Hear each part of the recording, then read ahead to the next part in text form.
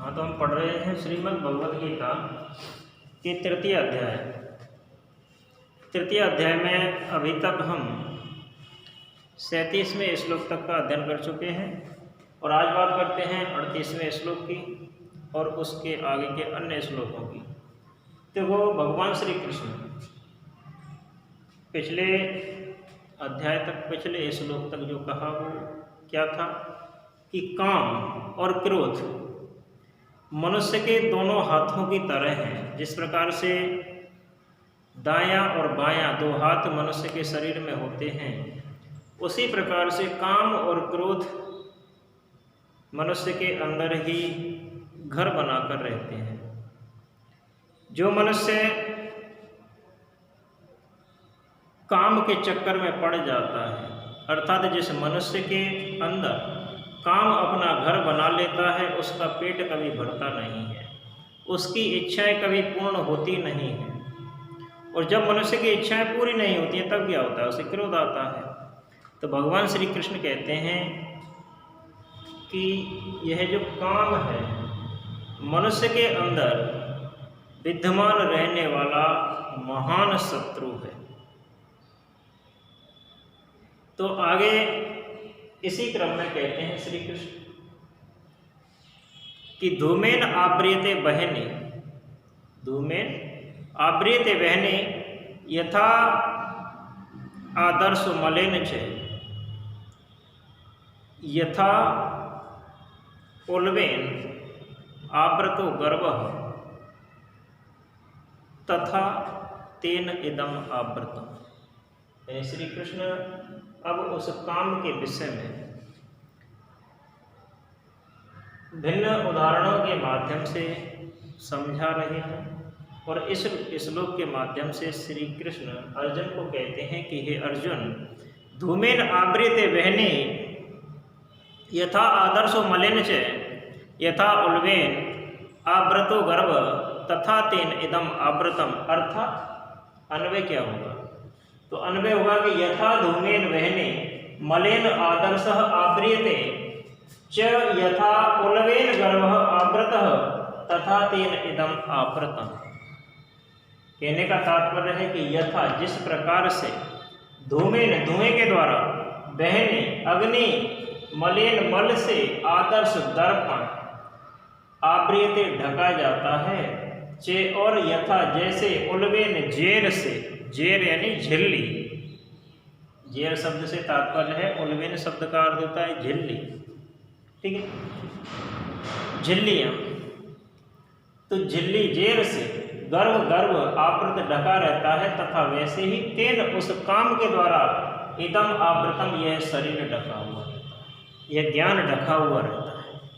कहने का तात्पर्य है, तो इस श्लोक का जो प्रसंग है वो क्या होगा कि भगवान श्री कृष्ण अर्जुन को इस श्लोक के माध्यम से कहते हैं कि काम रूपी इस महान शत्रु को जो व्यक्ति जीत लेता है, काम रूपी इस महान शत्रु को जो व्यक्ति जीत लेता है, उसका विनाश किसी भी प्रकार से नहीं होता है, क्योंकि काम रूपी इस शत्रु को जीतने वाला व्यक्ति संपूर्ण संसार को जीत लेता है। तो मनुष्य के विनाश में सबसे बाधक क्या है, काम है। मनुष्य की पराजय में, मनुष्य की हानि में सबसे विनाशक काम है। तो श्री कृष्ण ने कहा कि हे अर्जुन, इस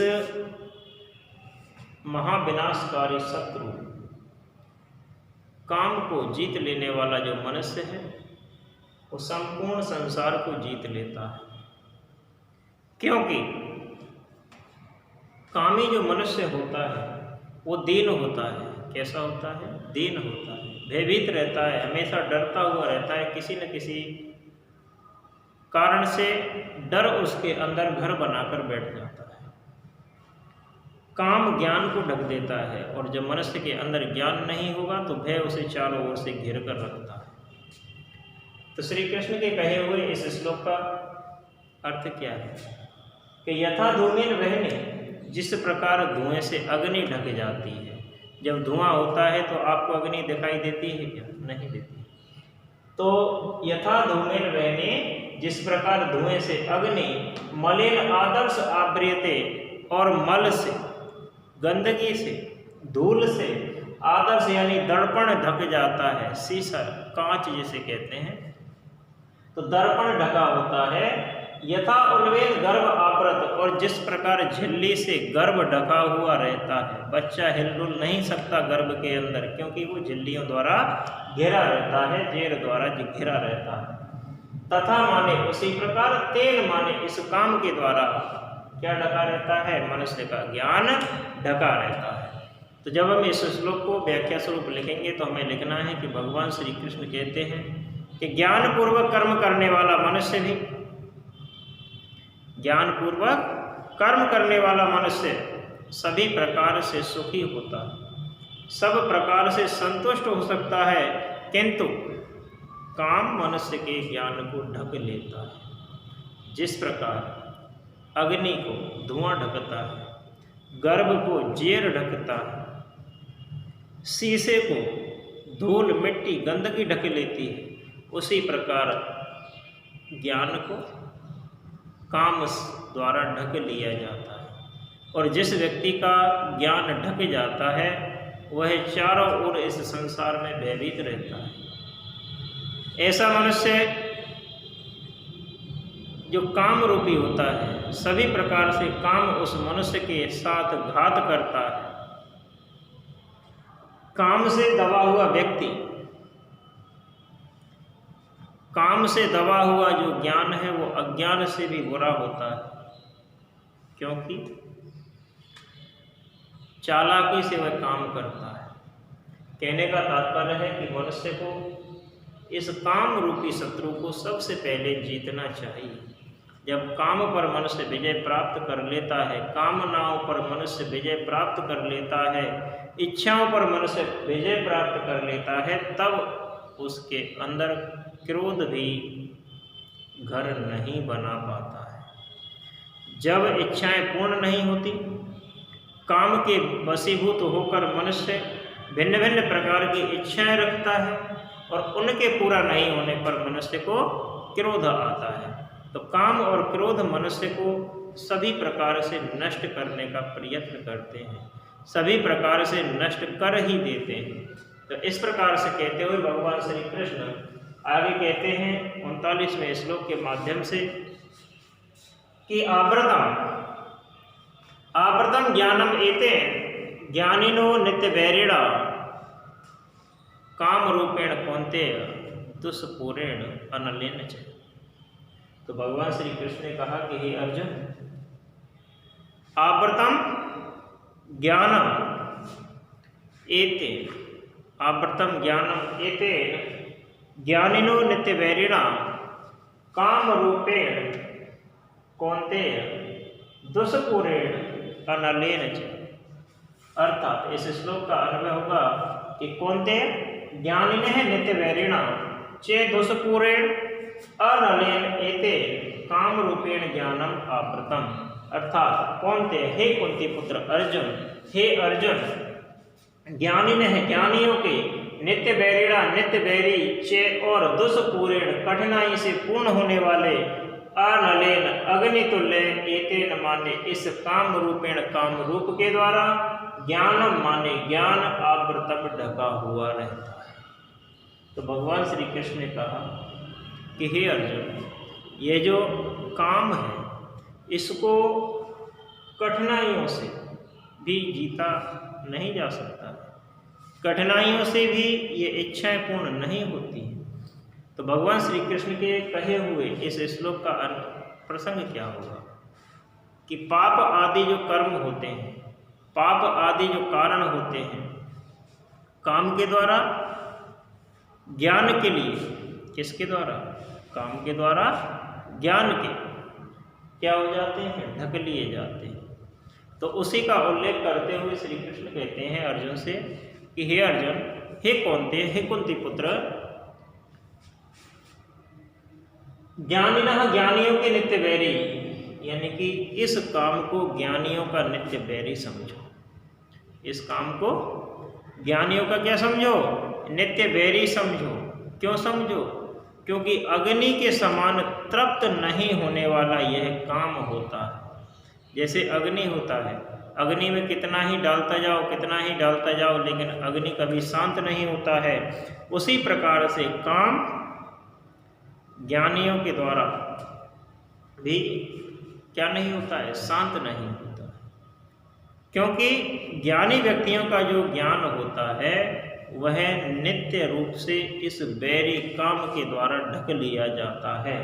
तो श्री कृष्ण के कहे हुए इस श्लोक का अर्थ होगा कि हे अर्जुन, अग्नि के समान, किसके समान? अग्नि के समान तृप्त नहीं होने वाला, क्या नहीं होने वाला? तृप्त नहीं होने वाला, अग्नि के समान शांत नहीं होने वाला इस काम रूप के द्वारा ज्ञानी व्यक्तियों का जो ज्ञान है ढक लिया जाता है। ज्ञानी व्यक्तियों का नित्य बैरी है यह काम, अर्थात हे अर्जुन, कौनते ज्ञानी ने नित्य बैरिणांच ज्ञानी ने, ज्ञानी ने से तात्पर्य क्या है? ज्ञानियों के नित्य बैरिणा, नित्य वैरी, दुष्पूर्ण और कठिनाई से पूर्ण होने वाले अनलेन अग्नि तुल्य एतेन, इस काम रूपेण, काम रूप के द्वारा ज्ञानम आवृतम, ज्ञान ढक लिया जाता है। अर्थात अग्नि के समान तृप्त नहीं होने वाला होता है यह काम। यह काम ज्ञानियों का नित्य वैरी है और इसके द्वारा ज्ञान को ढक लिया जाता है, यही इसका अर्थ होगा। व्याख्या स्वरूप हम इसको लिख सकते हैं कि ज्ञान और काम आपस में एक दूसरे के विरोधी होते हैं। ज्ञान और काम क्या होते हैं? आपस में एक दूसरे के विरोधी होते हैं। क्यों होते हैं? क्योंकि काम ज्ञानियों का महान शत्रु होता है। काम ज्ञानियों का महान शत्रु होता है, क्योंकि काम जो होता है वो मनुष्य को उसके अंदर रहते हुए उसके ज्ञान को नष्ट करता है, उसके ज्ञान को दिखने नहीं देता है, उसके ज्ञान को ढक देता है। तो श्री कृष्ण ने अर्जुन से यही कहा कि हे अर्जुन, ज्ञान रूपी जो मनुष्य होते हैं, ज्ञान रूपी, शिव रूपी ज्ञानियों का जो बैरी है वो क्या है? एकमात्र काम है। यह काम अग्नि की तरह जलाता है, अग्नि की तरह शांत नहीं होने वाला होता है। मन, बुद्धि और इंद्रियां भी इस ज्ञान का क्या ले लेती हैं? इस काम को आश्रय दे देती हैं। मन, बुद्धि और इंद्रियां इस काम को क्या देती हैं? आश्रय देती हैं, रहने के लिए स्थान देती हैं। मन, इंद्रिय और किसके बीच में? बुद्धि के बीच में मिलकर रहता है यह काम मनुष्य के अंदर, और अपना घर बनाकर मनुष्य के ज्ञान का क्या करता है? नाश करता है। ज्ञानियों के ज्ञान का क्या करता है? नाश करता है। कामव्रती मनुष्य के ज्ञान का क्या करती है? तिरस्कार करती है। काम ज्ञान को क्या करता है? एक तरह से जिस प्रकार से जादूगर खेल दिखाता हुआ अपने खेल खेल में क्या करता है? नचा देता है। जैसे हमने देखा है कि पहले बंदरों का खेल दिखाने वाले जादूगर होते थे, क्या करते थे? डमरू बजाते थे और अपना खेल दिखाते थे, नचाते थे। कठपुतलियों को नचाते थे, कठपुतली का खेल दिखाने वाले। तो उसी प्रकार से जो यह काम होता है वो क्या करता है? ज्ञान को नचाता है, ज्ञान को दिखने नहीं देता है, अपमान दिलवाता है। और काम जो है निश्चित रूप से इस सुख को ढकने वाले एक ढक्कन की तरह होता है। अतः इस काम रूपी शत्रु को जीतना हमारा सर्वप्रथम कर्म है। आगे श्री कृष्ण कहते हैं 40वें श्लोक के माध्यम से, तो 40वां श्लोक क्या कहा श्री कृष्ण ने कि इंद्रियाणि मनोबुद्धि, इंद्रियाणि मनोबुद्धि अस्य अधिष्ठानम उच्यते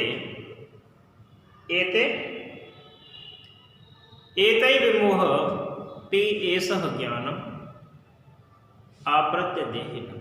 तो श्री कृष्ण ने अर्जुन से कहा इस 39-40वें श्लोक के माध्यम से। तो 39वें श्लोक में तो कृष्ण कह चुके हैं कि ये जो काम होता है ये क्या होता है, अग्नि के समान होता है, जो कि इच्छाओं का क्या नहीं होने देता, समन नहीं होने देता, इच्छाओं की पूर्ति नहीं होने देता है, ज्ञान को ढक लेता है। अब 40वें श्लोक के माध्यम से श्री कृष्ण कहते हैं कि हे अर्जुन, इंद्रियाणि मनोबुद्धि अस्या अधिष्ठानम उच्यते एतै विमोहति एषः ज्ञानम आवृत देहिनम। अर्थात इंद्रियाणि मनः बुद्धि अस्य अधिष्ठानम उच्यते एतै ज्ञानम आवृत एषः देहिनम विमोहति। अर्थात इंद्रियाणि इंद्रियां, मनः मन, बुद्धि बुद्धि, अस्य माने इस काम के अधिष्ठान निवास स्थान है। तो प्रश्न बनता है कि काम के निवास स्थान कौन से हैं? तो काम के निवास स्थान है मन, बुद्धि और इंद्रियां।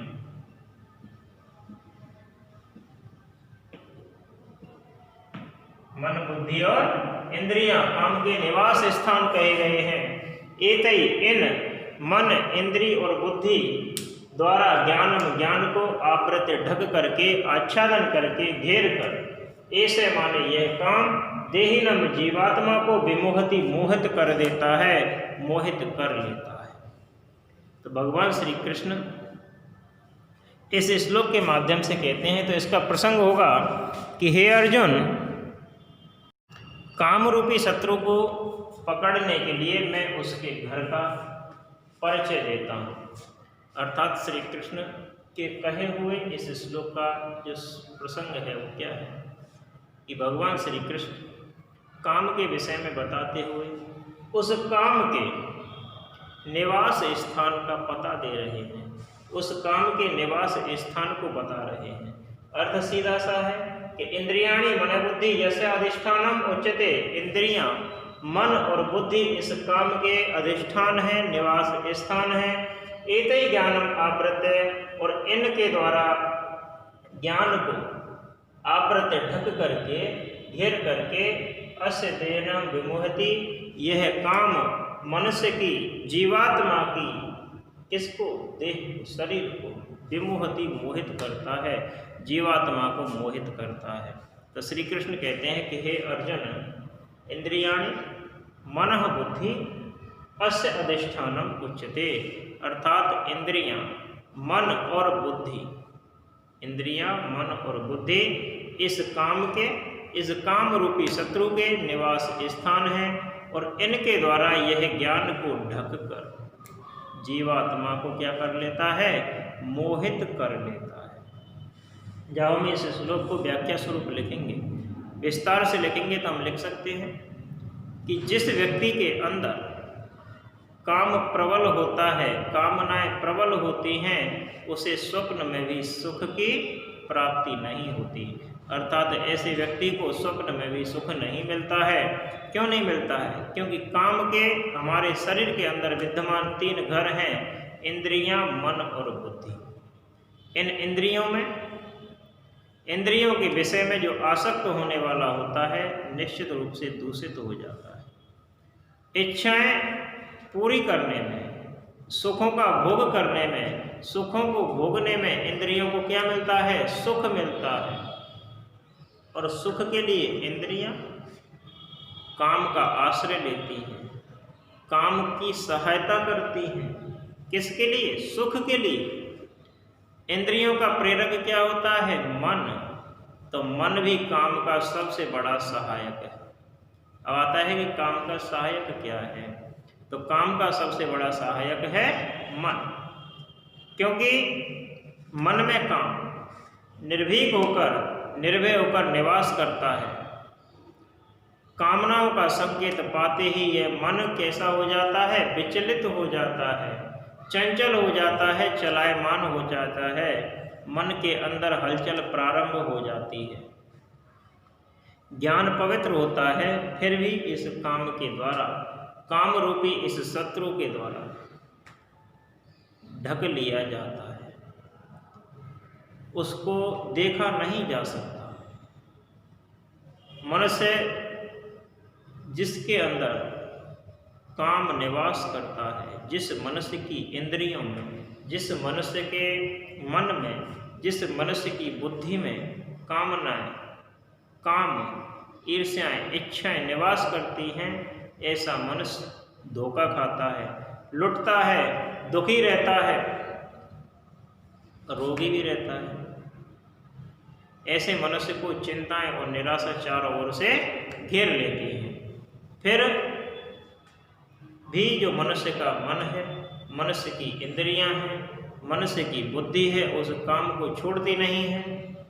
तो कामकामी मनुष्य के लिए जो ज्ञान का प्रकाश है वो धीमा पड़ जाता है, और धीरे धीरे जिस प्रकार से बिना तेल का दीपक अंत में क्या होता है, शांत हो जाता है, उसी प्रकार से मनुष्य का भी क्या हो जाता है, विनाश हो जाता है। इस प्रकार से कहते हुए भगवान श्री कृष्ण 41वें श्लोक के माध्यम से क्या कहना चाहते हैं, आगे के अध्याय में अध्ययन करेंगे। धन्यवाद।